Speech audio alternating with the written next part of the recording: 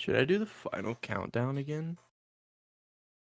We need the song, Dominic Vane. We need to get the people ready, bro. I was just saying, should I do the final countdown again? Absolutely, yes. Until we find final countdown. until we find our song, bro. You need to do that. Okay. Ryan's asking for Eye of the Tiger. Maybe we could try that Oh, I one. like that. See I how like we that. feel. I like that. Yeah. I like that. Okay. I got an ad. We gotta wait.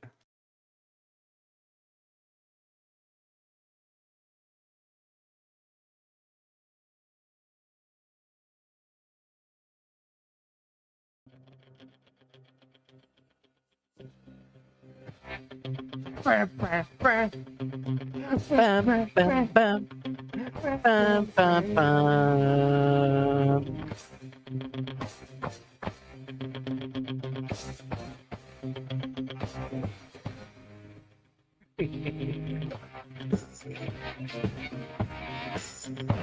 Upbeat music continues.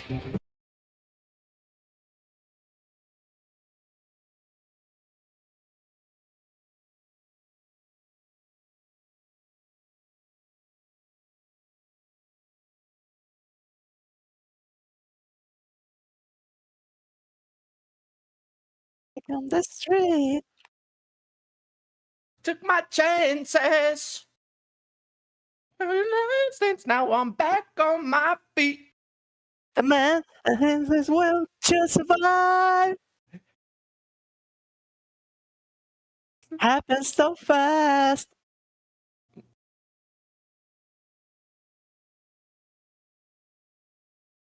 On the dreams of the past, just to keep them alive. Yes, I am the tiger, you the thrill of the fight. Right through the challenge of our rival. No, you guys' ears aren't bleeding. Absolutely not. Of the tiger. This is just us setting up Chris. Oh, the air guitar is coming out. Oh. Be hungry.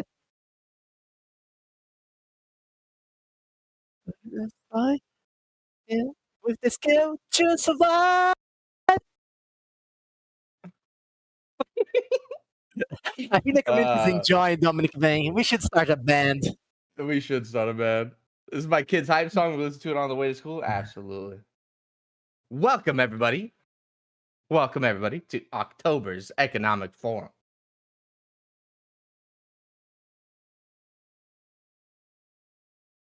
Out-of-tune singing mixed with little schoolgirl giggles. That's just the Dominic way, man. Jesus. Zamzor, you're the one who asked for this, right? You're the one who asked for Eye of the Tiger? Yeah, it was Brian. Oh, it was Brian? Okay. Okay, Chris, I think you are. I think we've sufficiently hyped you up, Chris. Yeah, man. You can come to stage right now after this warm Everyone up. is like, please. They are ready God, for you. Please, God, get them. Get in the stage, Chris, Chris. on the stage now. Is my audio? Oh yeah, it is. Okay. Chris, welcome. Thank you guys for that. Just absolutely amazing introduction. You liked it? It was nice. Yeah. We'll iterate. We'll try a couple different songs, and maybe we'll find one that's in your guys' range. I'm gonna need that. Yeah. I don't have we are trying. Range though. Yeah, we are trying. Yeah, there's a singer in you guys somewhere. Somewhere deep down, like very deep down. Yeah. Like super deep down. Yeah. It's there. Anyways, Chris, how you doing, man? Another economic forum. Doing well. Doing very well. Have recovered from my sleep deprivation after Breakpoint and the Star Atlas leadership retreat, and feeling invigorated, feeling excited for next year, and Q4 actually, and we'll have something to say about that today. So yeah, lots of what I think are exciting and fun things to talk about today. along with what I believe is an announcement that has not been publicly released yet. So should be a good one. Hey, let's Super go. exciting. Just knowing what's coming, and we have a very exciting next 14 months. So, especially from the econ side, I'm very excited. Anyways, Chris, please take it away, man. I know you have a whole presentation and a whole thing. Oh, I always tell the guys like, I'm too tired. I don't have time to put a presentation together. And then I did throw like 5 slides together, but it's really just more so that there's like something to look at while I'm droning on and on. So this is the 5th monthly Star Atlas Economic Forum. It's kind of crazy. We're almost at a half a year of doing these things. And everyone kind of sneaks up on me. And of course, this month had to be like a few days after my flight got back from Singapore. So fortunately, have had time to check in, get excited, get rested, and we've already been digging into a couple of new projects since the beginning of the week. So I think we've got some interesting topics for today. It's not going to be a whole lot of like data review. I know a lot of times in the past we'll have a couple of different visuals, like, oh, here's some cool economic data that we've found. You guys know we just released the economic quarterly. So the Q3 quarterly came out, I want to say on Monday. No. Yeah, Monday. And thanks to Dom for getting that out. With a little technical snafu, but Dom worked what seemed like a 20-hour day to try and get that thing out. And you guys can thank Gareth, who is our economist extraordinaire ninja guy. He was doing most of that work, if not honestly all of that work for the quarterly this quarter. I was in Breakpoint, kind of effed off for 2 weeks, and he just pounded it out, did an excellent job. I think it was a really, really cool quarterly. Some unique, fun metrics in there to look at. So definitely hop over to the website, take a look at that. We won't talk too much about that today. I do want to highlight one of the cool figures, the GDP figure, and maybe revisit kind of what is that definition. But today is going to be mostly just going over Breakpoint, going over some plans for the future for the Star Atlas economy and kind of what we're brewing up. And yeah, mostly just kind of I would say this is going to be more of a chat, just a good opportunity to give you guys some updates. So yeah, we'll go through a Breakpoint recap. I will highlight one of the things, one of the cool figures in the Econ Quarterly, and then some Sage updates that are coming soon-ish, and then an Atlas rebase discussion if we have time. Michael said he might be able to hop in. I know he's in the middle of an interview right now, so he might hop in about halfway through. And we can have a discussion about the Atlas rebase. There was a bit of discussion today in the Foundation room about Atlas rebases, timing, technique, best practices. How should we do that? And I think it's a worthwhile thing to discuss. The whole point of these forums is for people to be able to voice their opinions and their thoughts and their feelings. So it would be a disservice to not address that if it's something that the community wants. So yeah, you can see over here is our picture, a picture from the Gamer Village in Breakpoint. Now, most of you guys know we also hosted the Star Atlas Impact Summit, which was a massive, massive space. Probably 4 times the size of the entire Gamer Village was the Star Atlas Impact Summit. So we had a tournament going on. We had a whole bunch of guilds there. We had partners there. We had a bunch of talks going on in a separate, speakers room. So it was a really excellent opportunity to just kind of come together and have the first Star Atlas, conference, if you want to call it that. But this was the Gamer Village. We had 6 monitors set up with the showroom, or not showroom. We had Surge going. So it was 2v2v2. And I can tell you this image understates how packed it was at our booth. I mean, it was shoulder to shoulder the entire day on Friday and most of the day on Saturday. Admittedly, a lot of people were in the Star Atlas Summit on Saturday, so it wasn't quite as packed for the first half of the day up in Gamer Village. Now, I didn't take a picture of the Aurori booth, but I kind of wish I had, because it was straight up empty the whole time. They had twice as many monitors as we did. So they had a dozen monitors, and the only people that were sitting in the seats were the employees, who were just like kind of sitting on their phones. The vibe was very much boring, except for this little cluster over here where the Star Atlas team and players, guild members were there, but people who have never heard of Star Atlas or people who are completely external to the ecosystem were coming over and playing the game. So this was an incredibly cool opportunity. It was just really cool to see the energy. But I have to be honest, I was really disappointed personally with the state of Web3 gaming, especially on Solana. We pride ourselves using the Solana blockchain on the fact that it is hyper fast. It's hyper efficient at handling millions of transactions a day, and yet somehow Star Atlas is one of the only, maybe the only video games to actually be using it to its full capacity. There was not a single other project in this area that I determined or could determine there were any on-chain functionality at all.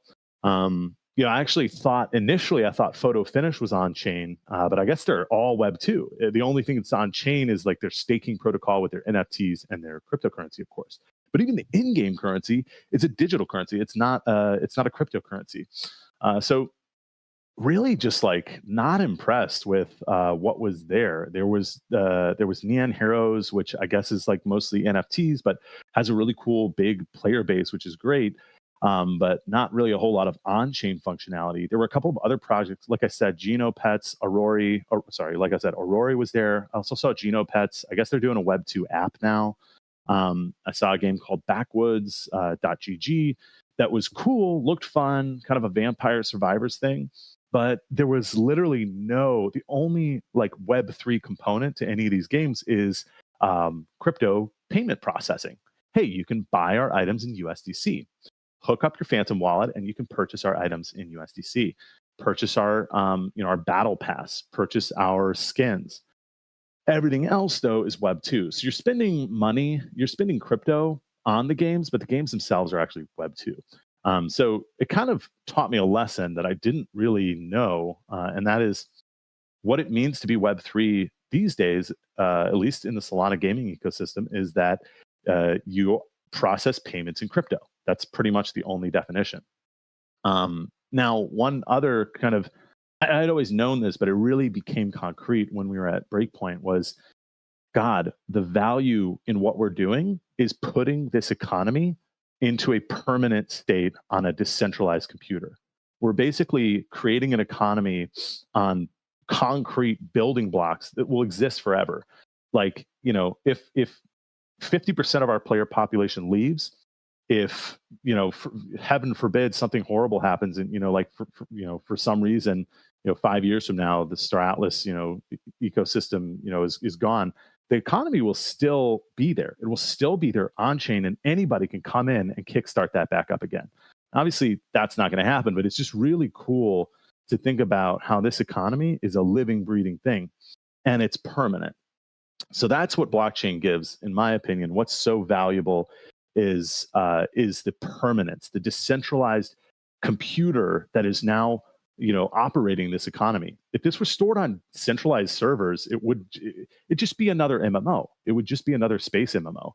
So there's nobody that's doing what we're doing. Obviously, Eve just announced Eve Frontiers, which is maybe even an interesting segment we could have chatted about today. But they are centralized, at least to begin. It'll probably be 5 to 10 years before they're fully decentralized. And I know we're not perfectly decentralized yet, but the Sage economy is really a marvel when you look at the rest of these projects. So that was something I thought was really, really cool, was just like the energy over in our corner was super, super high. And I have to imagine, obviously the UE5 product was just very attractive. Everybody was coming over and playing. But yeah, the only on-chain game that I noticed. That's kind of my Breakpoint. Recap. Those are some of my findings, some of my observations. I'm going to look through the chat, make sure there's nothing critical here. So I mean, it is a pretty interesting realization that you had, and I read your thing from LinkedIn.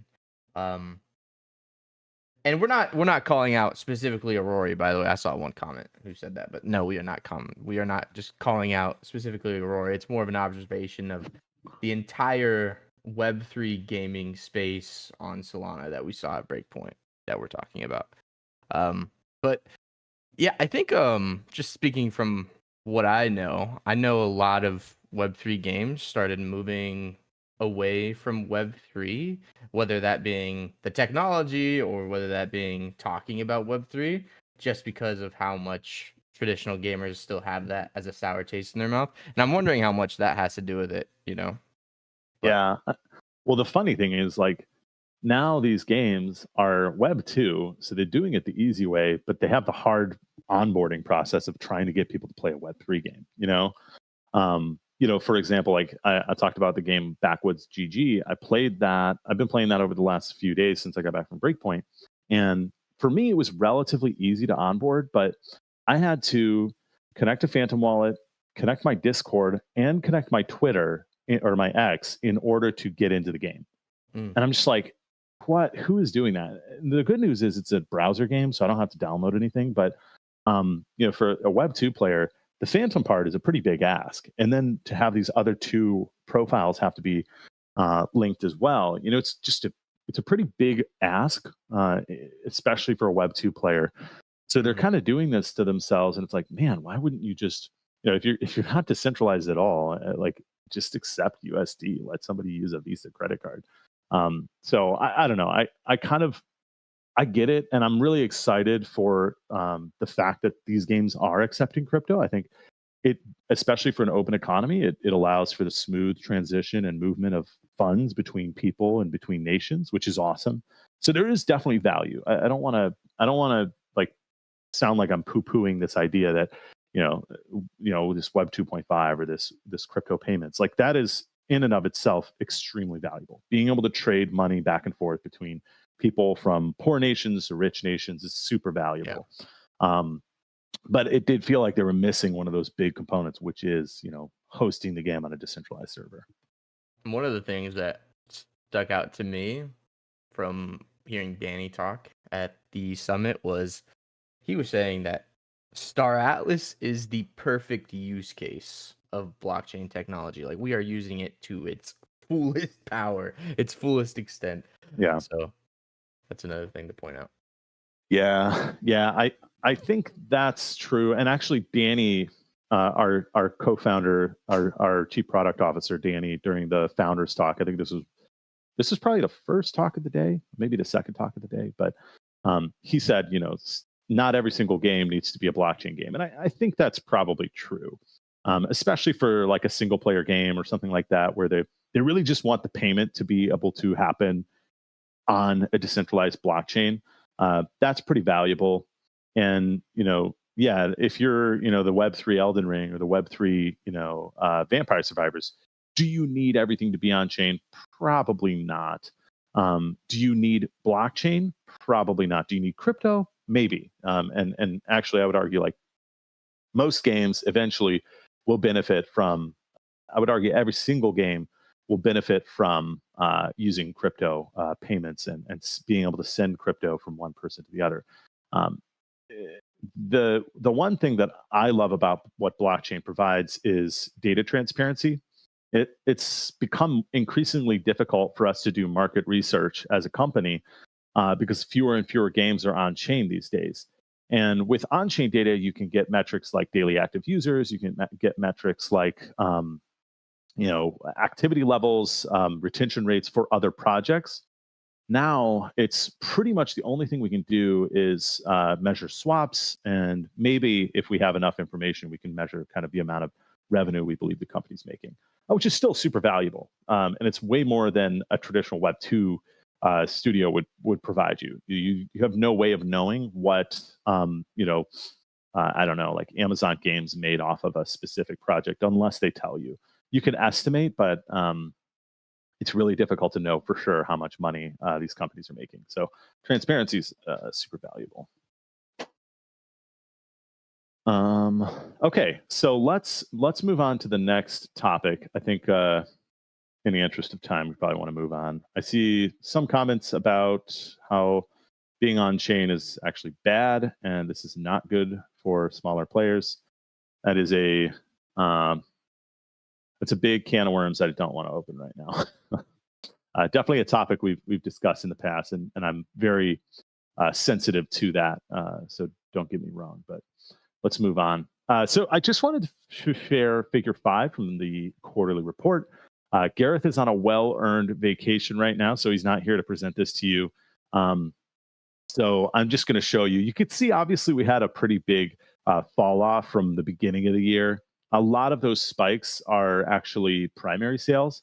And remember our GDP equation for Star Atlas. We use what I call I use the term a cost accounting, which is not, I didn't coin that term, but basically the idea is it's difficult to measure kind of the output of the Star Atlas economy because it's difficult to say like one could say what is the value of all assets created. One could do that, but assets are typically intermediate goods, and then they become final goods, and then you say, oh, okay, well, maybe we should just have the Atlas emissions be the GDP. The thing I don't like about Atlas emissions being GDP is for a couple of reasons. A, we as Star Atlas can arbitrarily increase emissions to increase GDP. And B, the token price is extremely volatile, and we don't have a whole lot of control over that token price. So it would be a bit of an arbitrary measure, in my opinion, to use Atlas emissions. So we decided, and we said, okay, well, what's the most basic way to measure the value generated? Well, we can make an assumption that nobody would spend X resources in order to create Y output unless the amount that they spent was less than at least as much as the output that they got. So the whole idea behind cost accounting is, okay, if Joe spent $100, if he sunk $100 worth of, let's say, power sources, then we can make a reasonable assumption that he got $100, at least $100 out as a result. So we do cost accounting, which is basically all primary sales plus all sinks plus all fees. So this is basically stuff that people, people are effectively burning. They're either literally burning or they're spending it's not re-entering circulation. So primary sales we count as a part of this because people are sinking that money into the economy, and presumably they wouldn't have sunk that money unless they believed that they were going to get a reasonable return that was going to be greater than that amount. So we've got these three components, and then fees is quite straightforward. Okay, I spend 1,000 Atlas to do this crafting recipe. I probably think it's worth it to spend that 1,000 Atlas. So basically, we take burns first, and I emphasize this in my talk at the Impact Summit. If you guys watch that, we always care about burns first. Sinks first, faucets later. So that said, that's the equation we're using here. And you can see there's some big giant spikes around March and April. And a lot of that was because of primary spending, but a lot of that was just because the economy was going crazy. Then around April 5th, we released the LP change, the big Starbase update where we had the LP system introduced.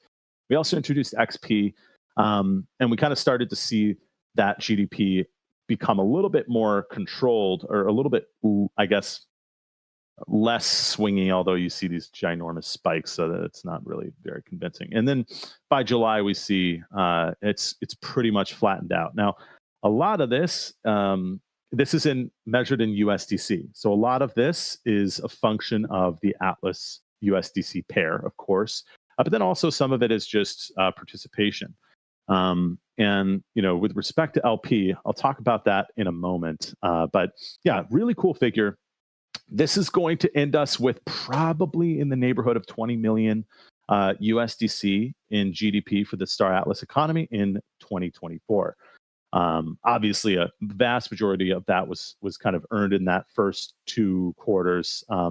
We had a much smaller quarter this year, but we've had a pickup, and I want to say this quarter we did around 2.5 million, maybe less than that. But yeah, we're looking at about 20 million if the current trend continues. See if there are any questions.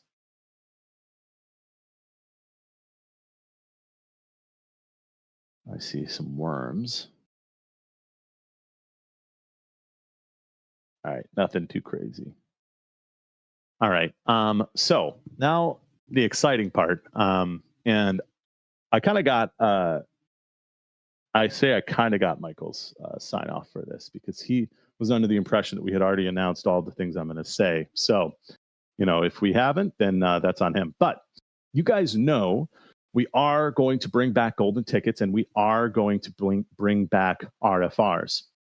Now, with respect to RFRs, I have another exciting announcement. But first, I want to talk about golden tickets. So we're kind of thinking about doing an annual event. That's kind of the idea that's floating around. Who knows if we'll actually end up doing that? But basically like the Golden Carnival annual thing. And I'm not sure if the update has gone through already, but you might notice on the Galactic Marketplace that golden tickets are now called Golden Ticket 2023. So we're going to be releasing Golden Tickets 2024. And it'll be a completely different mint, a new asset, new recipe, etc. So you won't be able to use old golden tickets. And for all of you people who started trading golden tickets, I think the golden ticket price spiked like 7x in the last couple of weeks since we announced it at Breakpoint. So we're going to have a new golden ticket event. This is going to involve 8 different drawings that we're going to spread out across. Right now we're tentatively thinking 16 weeks. So a drawing every 2 weeks. We're going to have 16 weeks of drawing of this campaign, and it'll work exactly the way that it worked last time. You craft your golden tickets, you pull them out of the game, and you submit them into the carnival in order to win, hopefully win a prize. So the prize pool is going to consist entirely of ships and crew. We haven't finalized the prize pool yet, but we will. We'll obviously come out with that hopefully shortly. We're trying to get the golden tickets pretty much activated as quickly as possible. Mike wants to get it going before, well before Christmas. So we'll probably run, like, I don't know, sometime in the next month or so through whenever 16 weeks is up. So 4 months from there. But yeah, right now, to give you guys like a pretty intimate, look into what we're doing or what I'm kind of doing on the back end, trying to figure out what is the correct recipe. If you remember the golden ticket recipe from last time, it was pretty much like everything. I think everything except for raw materials and like so there was no raw materials and there were no so like there wasn't iron ore and there wasn't going to be iron, but there would be like I think toolkits was in there. There wouldn't be copper, but there would be copper wire. So it was pretty much like everything just kind of sunk into this one recipe. And the whole idea was at the time, if you guys remember, we didn't really have the Starbase upgrading. So we basically needed we needed to account for all the different materials in the economy. So we're thinking about something similar for the golden ticket.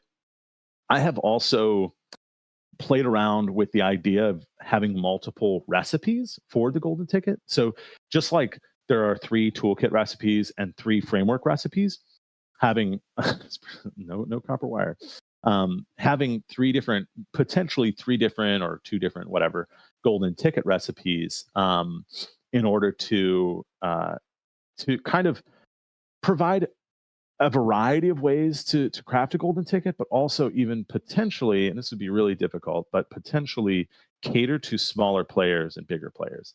So maybe a recipe that's more catered towards big players and a recipe that's more catered towards small players. Now, the tough thing about that is, let's say we make a recipe that's really great for small players.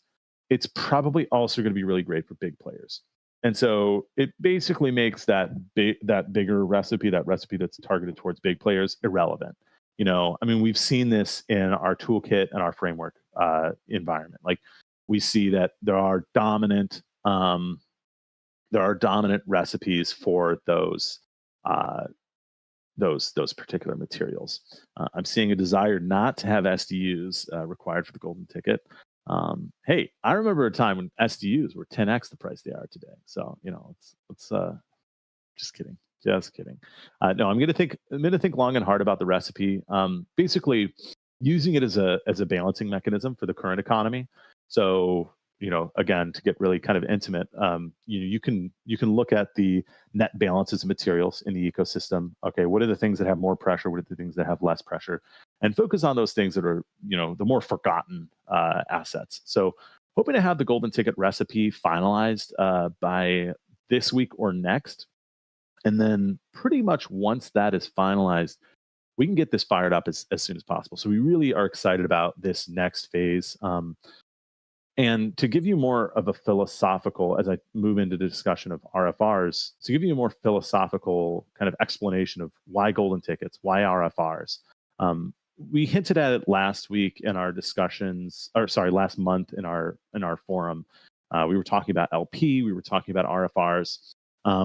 It's obviously we've had a lot of time to look at the data, and we're really happy with kind of how we progressed as an economy. Like the economy is doing quite well in terms of the actual like in-game economy. Now, are there macro problems? Are there problems with smaller players not being able to play? Are there problems with the tokens or whatever? They're the currencies, the external markets, certainly. So I don't want to say that there's not those problems, but in terms of the balance, in terms of the in-game prices, things seem pretty good. That said, we are noticing, or at least we were noticing, though, with the recent Atlas, price movement, we've seen daily active users start to climb. Again, emphasizing the fact that the token price is a determinant of users. Every percentage point that the Atlas token goes up, a new user is able to make a profit in the game. All of a sudden, this smaller player, this player on the margin, is able to make more money. But anyway, we've seen kind of this stale economy. People are playing, but is it fun? Is it interesting? Perhaps not. So the idea is we've got all these cool mechanisms, and we've got this really, even though it doesn't seem like it, a pretty robust economy on chain. Let's start to use those different mechanisms again. Golden tickets, RFRs. We have such a good understanding now of the productivity level of the economy that I feel much more confident having multiple faucets going, or at least multiple kind of resources that are being output by the economy, in particular RFRs, that I'm confident in our ability to properly balance all of this. If we reintroduce RFRs, we'll pull back on the LP pool. But the whole point behind all these different things is, okay, you've got LP, you've got golden tickets, you've got RFRs. Potentially, maybe someday we've got other things. Even in the current framework, we have all these different ways to interact with the ecosystem. And hopefully what that will do is it will provide different points of entry for different players. Okay, so I've talked golden tickets to death. RFRs are a really cool one. RFRs are going to come, at least the current planning is they're going to come a little bit later, and they're going to come with local markets. So I have, this is Eve's local market data. This is a website, I forget what the website's called, but it basically aggregates all of the quantities and prices of different, of the Plex, for example. This is one of the, Plex is Plex gives you, it's basically like a free subscription for 1 month to EVE Online. So this is like a really, really major item in the game, super, super important item in the game. And here are all the different locations it's available at. Now, you'll notice there are different quantities, different prices available at different locations. At Amarr 8, you have pretty much the same exact price across all of these. And you've got this dramatically different price at Berta 6. Okay, so we have been wanting to put local markets in the game for quite some time, and we're extremely excited to finally be basically, this is number one priority.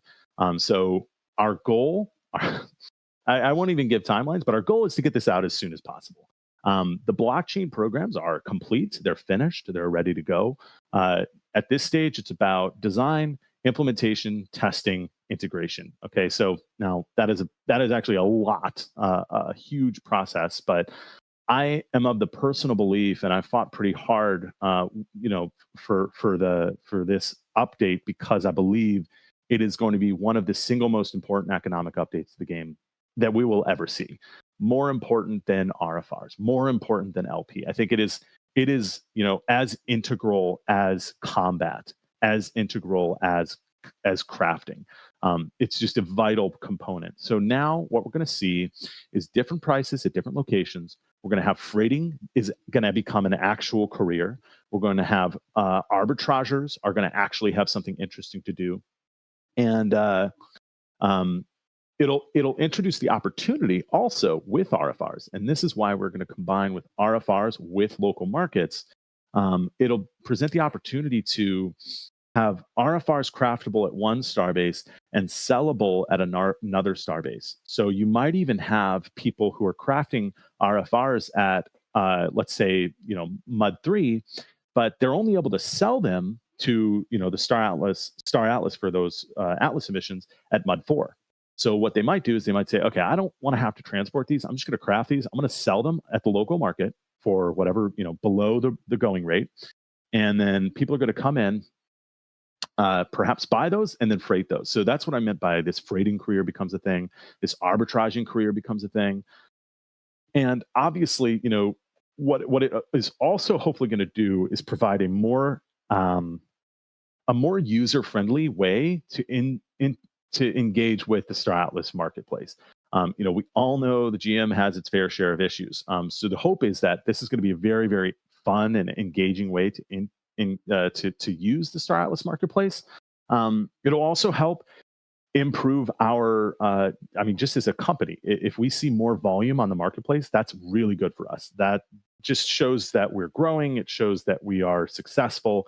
Not to mention the residual revenue that comes from, the 4% fee on secondary market transactions, and then the 2% that goes to the DAO. So we should hopefully see DAO revenue increase, Automata revenue increase. It's just as you can tell, I'm very excited about this update. So every single starbase will have its own unique marketplace. Now, what's going to happen is a bunch of fancy stuff on the back end that these blockchain engineers have put together. But basically, you're not going to be able to, you can potentially purchase. So let's say somebody sells something at Mud 3. You could purchase that, but you can't do anything with that unless you go to Mud 3 and pick it up. So you won't be able to just purchase it off of the GM from Play.Star Atlas and then go and trade it. You have to actually go to the location, pick it up, and move it to another starbase. I won't get into the technical details because, frankly, I hardly understand them. I'm still trying to wrap my mind around that, but I'm just super excited. This is obviously Eve's local markets, but we'll have something very similar where there will be different prices posted at different quantities at different locations. And this, as you can imagine, provides a lot of flexibility in terms of the economy, especially with respect to RFRs or requests for resources. So RFRs will come out with those local markets. That is the plan currently.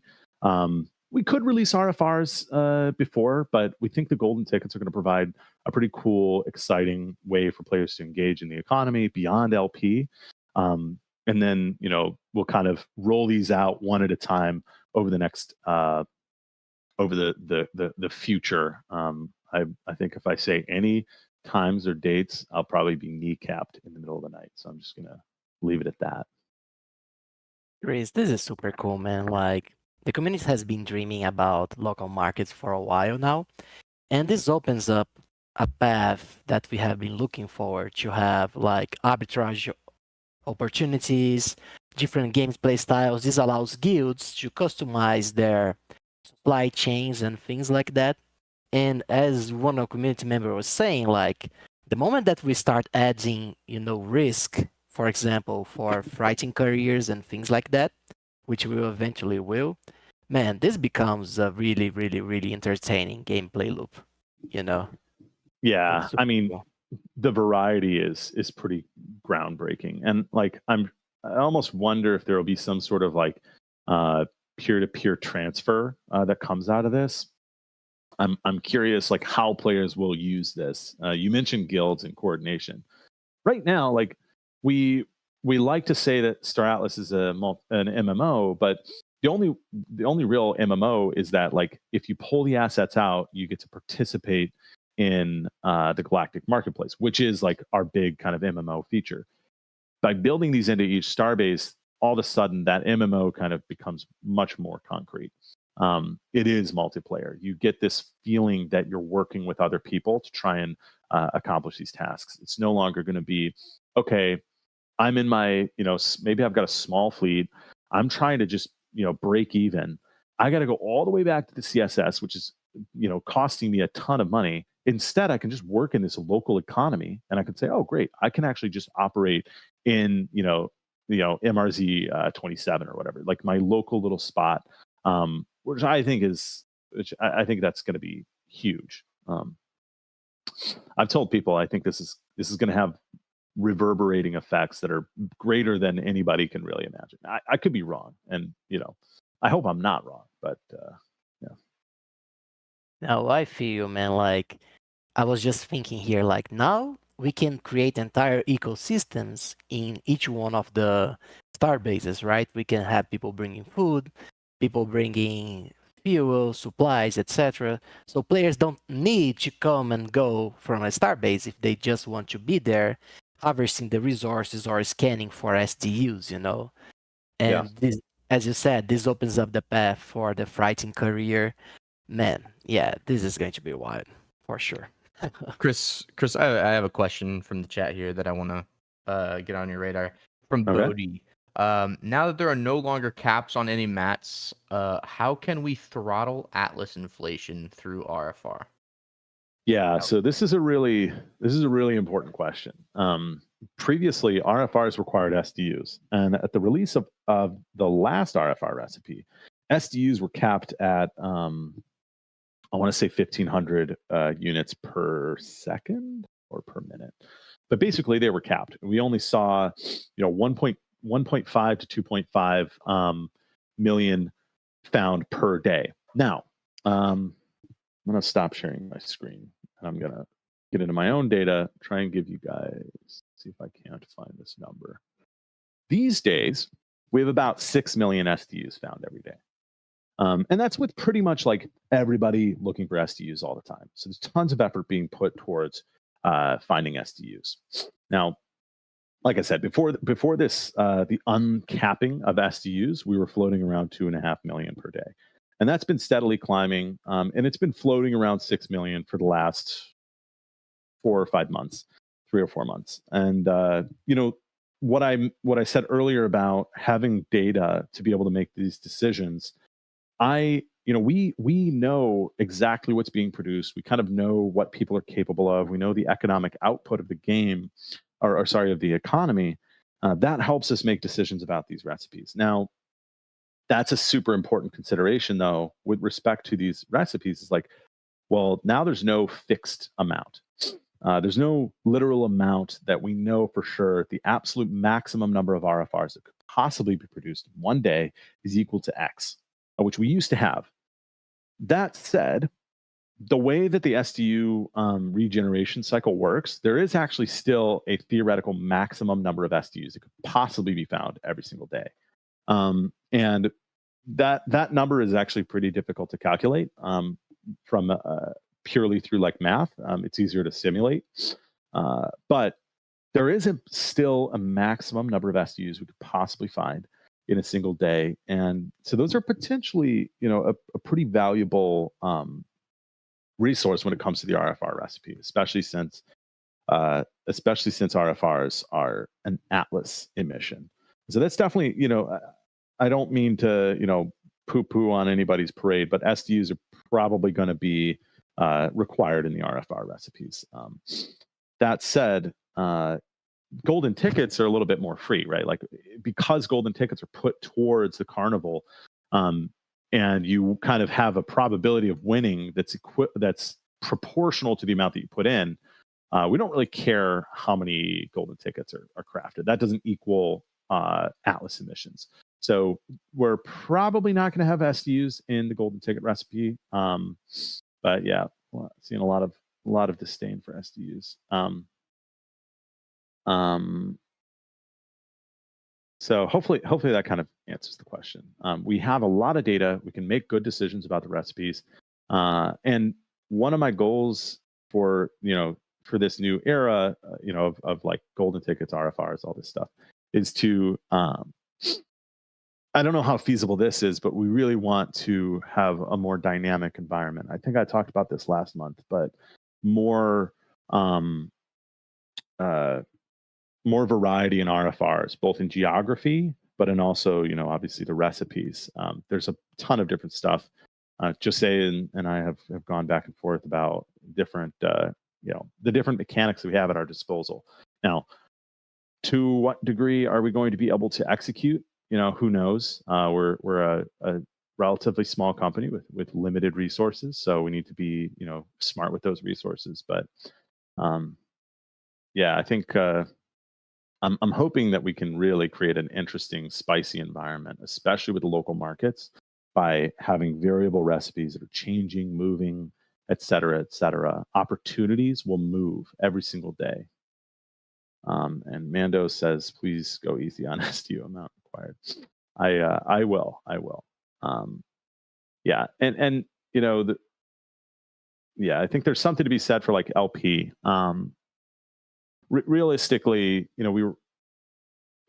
we had planned for the LP. We had planned for the Starbase system to last a certain amount of time. That's known by everybody. That's something we publicly have said.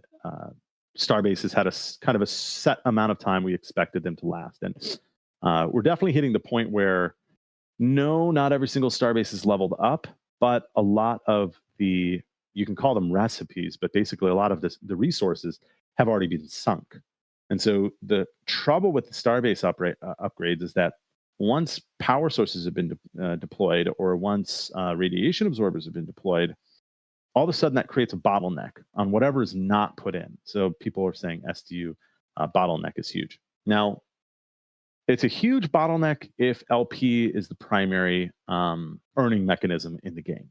If it's not if it's not the primary earnings mechanism in the game, for example, if RFRs become the primary earning mechanism, it's possible that bottleneck goes away. But right now, the only way to make Atlas is to create a LP, and then put that LP towards Atlas emissions for the day. So it's a complicated problem. The cool thing is, once we have a variety of different mechanics come live and a variety of different recipes, I think it becomes less of an issue. But yeah, one thing that I do want to do with these recipes is I'm probably going to. So we had a previous algorithm that we used to use that would spit out a recipe. So you give some parameters, and then it spits out a recipe based on the parameters that you put in. I want to be a little bit. I think I want to take it to the next level and potentially have the algorithm take into account the current state of the economy, which is that's a lot to do. That's non-trivial, but that would be kind of interesting to take into account. Okay, what's the current state of LP? What's the current state of the outstanding stuff like this? The one thing I don't like about that is that it's a little bit more predictable, and it could potentially end up. There's this problem in machine learning, and I'm blanking on the term right now, but where basically the model starts to influence itself, and so basically there's this feedback loop where it does something, and then it changes the outcome, and then that outcome becomes an independent variable in the next model, and then the model so it ends up kind of eating itself. It's like a snake. So that's one thing we would want to avoid. Chris, I do see another question. I've actually seen this a couple times, so I'll ask it. Do you have any plans for other crafting that will be available, like ships?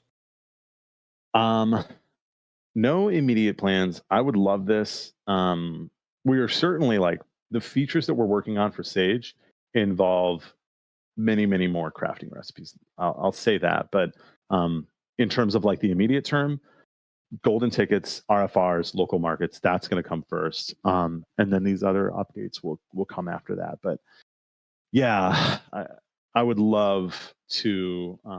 I would love to just blow the lid off and just have tons of different recipes. You'd be able to craft stuff, but we want to do it in the right way. That that also takes into account the overall design of the entire Star Atlas product. Not just Sage, not just our current economy. You can imagine a much more simple kind of like bare bones version of the economy that we just release, but it doesn't really follow that vision, that grand Star Atlas vision. And we want to be appreciative of that vision. Gotcha. And another question just from King Brian here is, you previously mentioned that you had plans in place for Starbases once upgrades were full/complete. Are Starbases upgrades being completed as fast as you thought? And are you still planning on deploying a replacement for Starbases and the LP system? So there's a lot in there. Are they moving as fast as we thought? Yes. We did also have a system that was supposed to that we wanted to release. We ended up basically Starbase Combat was supposed to be the system that destroyed Starbases, and so there would be this cyclicality where players are vying, or factions are vying for Starbases in order to increase their LP share, to increase their Atlas share. So if you have more Starbases, you have more Atlas. So you are trying to destroy the other Starbases in order to build your own Starbases in their place. That was the mechanism that was supposed to be supposed to kind of solve this LP loop. Turns out on the technical side of combat, the technical limitations of the blockchain make that a much more difficult kind of problem to solve. So we're still working on that, but we decided okay, there are easier ways for us to kind of build out the economy. And while we're figuring out the solution to combat, we can do we can do these other upgrades, local marketplaces, more recipes, and then there's stuff in the in the bank that we're gonna release in the next year or so that I can't talk about, but so that was ultimately the solution. It's taking longer to develop than we had anticipated. The blockchain technicalities and the design vision, they have to be in marriage with one another, and currently they're not in marriage with one another, and we need to figure out how to get the technical components to line up with the vision.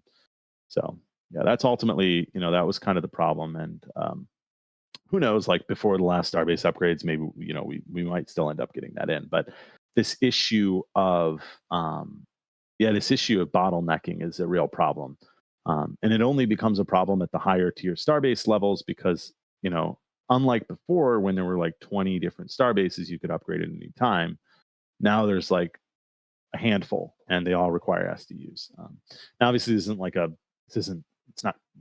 not causing the economy to crash or anything like that, but it's definitely something we're appreciative of. And golden tickets are trivial. We add in golden tickets. That's just that's good for everybody. RFRs are kind of a bigger thing, and we thought that would be a really good, just permanent feature in the Star Atlas economy, and B, would couple very, very well with the local markets. There were other questions in Brian's questions, so let me actually go back up to that. Are you still planning on deploying a replacement for Starbases? So yeah, I guess I did answer that. We're not replacing Starbases. Starbases are not being replaced. Starbases are that's a part of the whole entire. All those systems will remain. The LP system will remain. I have some thoughts on the LP system. And publicly, I'll just say this: it was a really interesting experiment, and I'm really glad we did it. But I think ultimately there were some negative side effects. Just to completely be 100% transparent, there were some negative side effects, and we all feel those. Everybody knows that there are some issues.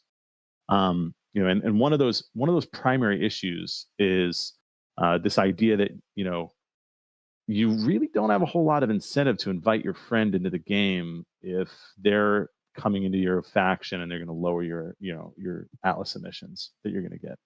So this was kind of an undesirable effect. Now, I love the idea of sustainability. I love the idea of a fixed amount of Atlas that grows with the number of star bases. But that doesn't have to be the only thing. So I'm actually really excited that LP will remain, and we'll have RFRs, and we'll have potentially other things. So this is going to be a big feature, I believe, of 2025, where we start to grow and make the Star Atlas economy more complex. It's not as simple as RFRs. It's not as simple as LP. But and that's not to say that LP was any sort of mistake or failure. Like it worked exactly as intended. It's just maybe it worked a little too good, and now we're trying to figure out, okay, like what else can we spice this up with to make it a more engaging experience for everybody. And then there's the whole issue of smaller players just feeling completely illegitimized by larger players. There is something to be said to waking up in the morning and saying, if I go play Star Atlas for 3 hours, 4 hours, if I get my fleets active, I will make this amount of Atlas. I know I'll make that amount of Atlas. That's a very powerful mechanic versus, oh man, what's my Atlas going to be worth today? What's my LP going to be worth today? Even though LP is relatively consistent, it does swing. It can swing by a couple billion every day. 5 billion, 10 billion on certain days. So, yeah, probably said way too much, but I always do that. I've seen a question a couple times, and actually Brett answered it, but just in case people are watching on the stream and just listening, someone asked the question, will the map be reset when localized markets come online? And Brett said no reset. Yeah. Just in case you're listening. Yeah, no plans for that. I mean, I don't even know if we can reset it, honestly, without having to do like a huge migration. The migration from Sage Labs to Starbase, for example. Now there was obviously a lot of stuff that happened during that migration, but I would really hope that we never have to do something like that again, if possible, because it really hurt our player numbers.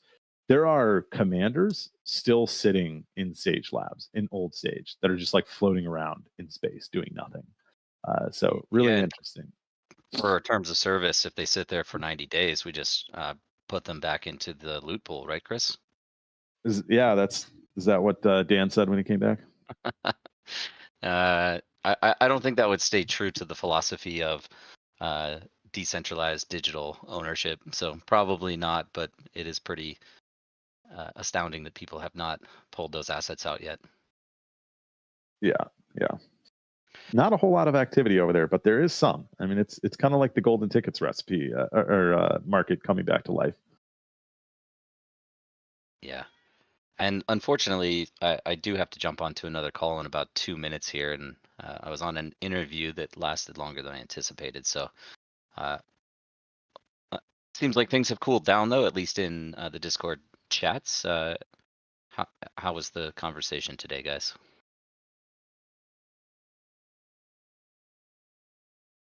I think it was good. We haven't honestly. Are you talking about specifically the Atlas repricing, Swag? Well, that was the prominent topic this morning.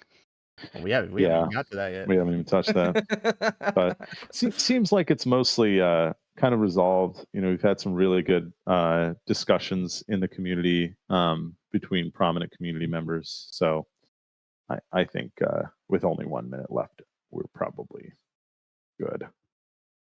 Cool. I'm sure you guys covered all of this. Maybe I'll just offer like a quick statement here. PG asked when the end of Score. We're planning on deprecating Score when Fleet Rentals comes out. It's a replacement for that more passive style of income generation that players have been expecting, or not expecting, but relying on. I actually think that's going to be so much stronger for the economy overall because it's better utilization of the assets via access. So players are able to rent, scale their fleets at a smaller capital cost, and then be able to leverage that to earn from the game. Potentially, they can then compound those earnings into additional ship purchases or asset purchases. So I think it's going to be a significant improvement for the entire player base when we eliminate Score. You guys have seen probably the latest quarterly state of the economy report, and the earnings from Score is Chris, you probably know the number, but it's like 8%, 10% of total earnings across the ecosystem. Yeah, it's quite small. Now, the one advantage of Score over Sage is just low transactions. So it's actually much more feasible to have like a small fleet of a couple of air bikes and Score.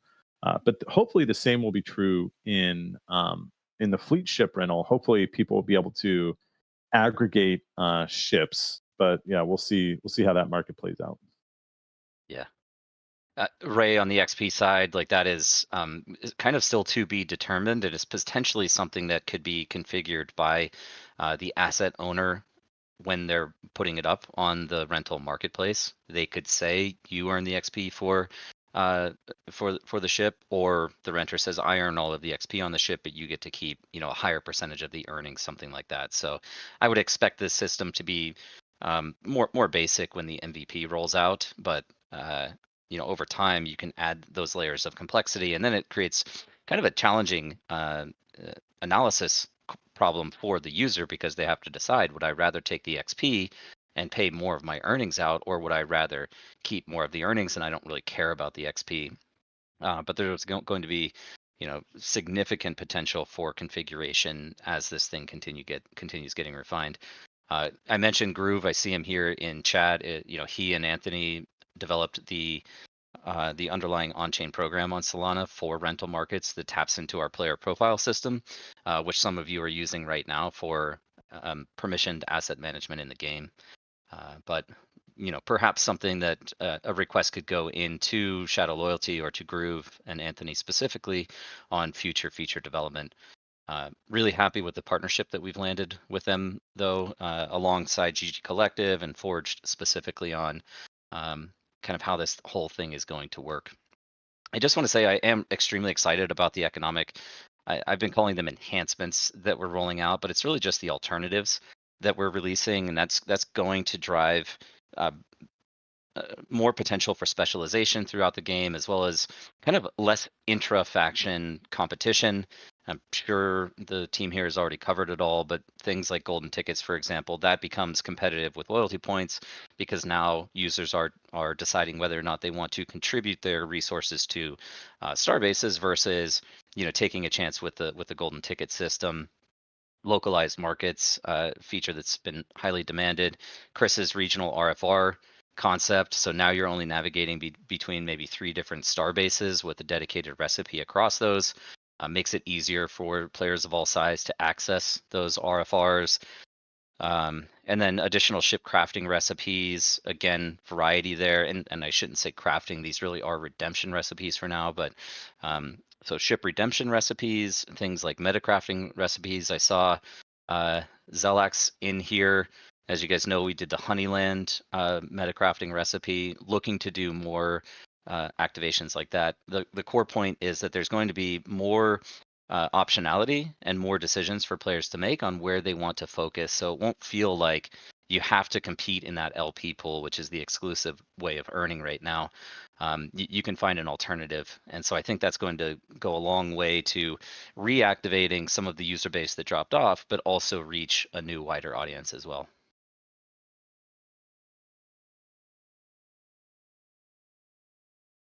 Anyway, I just came in to rain on your guys' parade. I do have to hop off here, but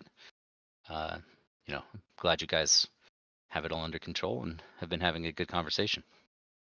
Yeah, thank you for dropping by and dropping some alpha in your own vision, Michael. We appreciate it, man. Swag, what are you the most excited about? One thing. Well, I mean, that's such a broad question. Most excited about this year, next year? Econ only, both in the next 14 months. Well, because I was going to say I'm most excited about the mobile companion app, but I guess Cancelled. I don't know. I mean, in the next 14 months, I don't want to default back to all those things that we just mentioned. I think what I'm more excited about is just seeing growth in GDP and higher transaction possibility between players, and moving more into this specialized style of gameplay where opportunities, isolated in pockets of opportunities, will exist for players and it's less reliant on this emission curve concept and driving towards the long-term vision, which is producer-consumer economy. So you're either specializing in an item that you call it manufacture or otherwise produce and sell that to another player who needs that so that they can go engage in some other activity that they're most interested in. And this kind of ties into also the interweaving of Unreal Engine gameplay modes, and it's not even accurate to say that anymore since Sage is effectively going to be in Fleet Command in Unreal Engine. But let's just talk about some of the other gameplay modalities like gunplay, arena shooter systems, or hover racing. With consumption of resources and dedicated loot tables for those gameplay mechanics, that feeds directly into the Sage economy, where you need something from winning in Surge, this exotic material that ultimately goes into a crafting recipe that people use in Sage. Like, to me, that's very exciting, and you start to get people intersecting through all of the different gameplay modes while still enabling them to focus on the thing that they want to do most. Thanks, Swag. Good answer. All right, guys. Thank you so much. Have a good rest of the call. Talk soon. See you Thank guys. Thank you, Michael. See you. I actually have to hop, but it was super fun. I'm hoping that people are feeling good. I'm like very eager to get golden tickets going as soon as possible, and then local markets, like, yeah, pretty much whenever that's ready, it'll release. So let's get excited. We have a lot to be excited about, honestly. A lot Yeah, to yeah. be Man. excited It's about. going to be Specific- crazy. Yeah. Specifically thinking about the economy and how it works and Sage Labs and what's coming. Like, a lot to be excited about. Thank you, Chris, again for hosting the 5th Economic Forum. It's been a great Yeah, one. of Yeah, course. man. Thank you guys for coming. 5 months. That's quite huge. One day we're gonna reach the 100th episode of the Economic Forum. In 95 100th episodes. episode. What Yeah, is that? Wait, that'll be like like a oh yeah, zillion years from now. Yeah, we're very far away, but we'll I'll get be there. like, I'll be in my 50s or something. Jeez. All right. All right, cool. Thanks, guys. All Have a right. good week. Yeah, thank See you ya. for coming, and Bye-bye. thank you all so much for joining us for the 5th Economic Forum. Have a good day, everybody. We love you guys. See ya. Bye bye.